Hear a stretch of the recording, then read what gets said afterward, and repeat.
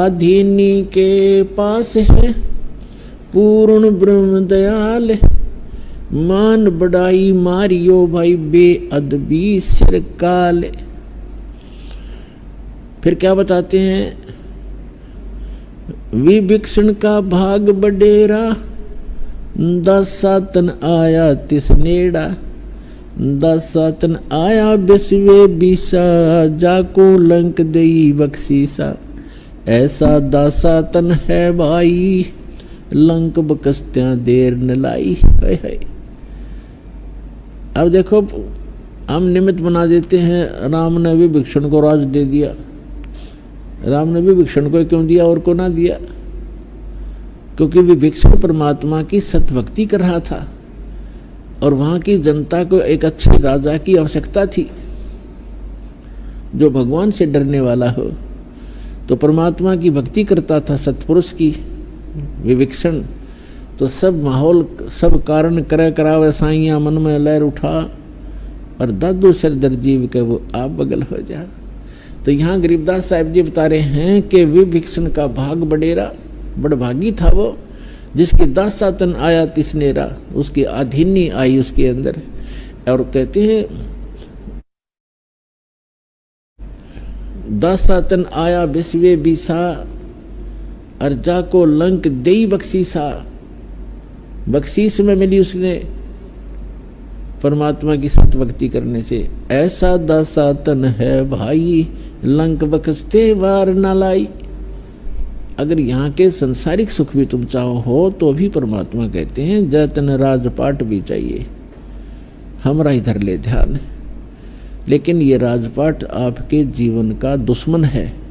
यहाँ तो गरीब बनकर रहना पड़ेगा, इच्छाओं का नाश करके जीना पड़ेगा। एक सारी सृष्टि का संचालक सबको, राजा को भी वही दे रहा है उसकी किस्मत अनुसार।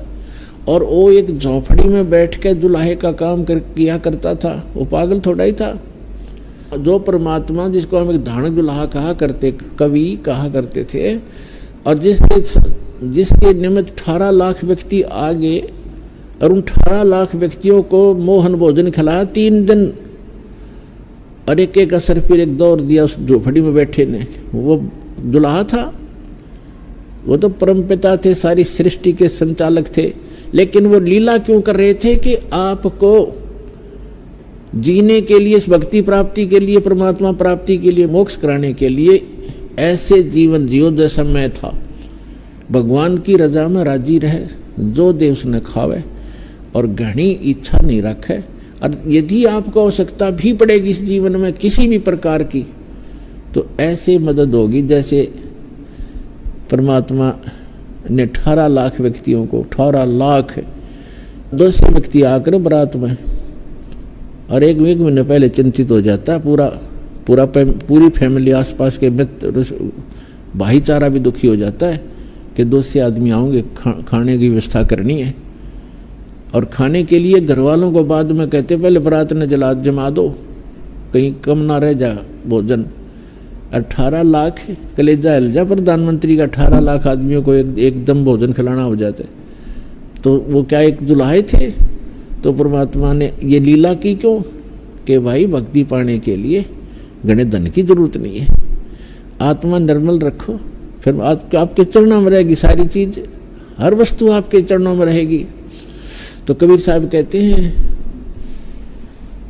कबीर सब जग निर्धना, धनवंता ना कोय, धनवंता सो जानियो जिस पर राम नाम धन होए। जिसके पास ही राम नाम धन है उसके पास सब कुछ धन, सारा ही धन उसके पास।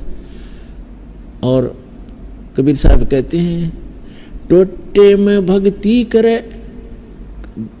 कई दुखी होते हैं कि हमें बहुत कर्ज है, बड़ा दुखी है, टोटा बहुत है। कबीर साहब कहते हैं, टोटे में भक्ति करे सोए सही सपूत, और मायाधारी मस्करे ना जाने कितने जालिए ऊत।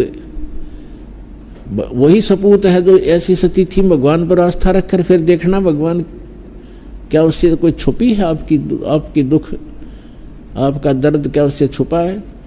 एक पल में जिस दिन आप प्रसन्न होगा, आपने प्रसन्न करना पड़ेगा उसको। और हृदय से ये रखे कि भगवान जैसे रखोगे न्यू रोएंगे, भगवान भूखे रखो चाहे प्यासे पर चरणों में रखना मेरे दाता।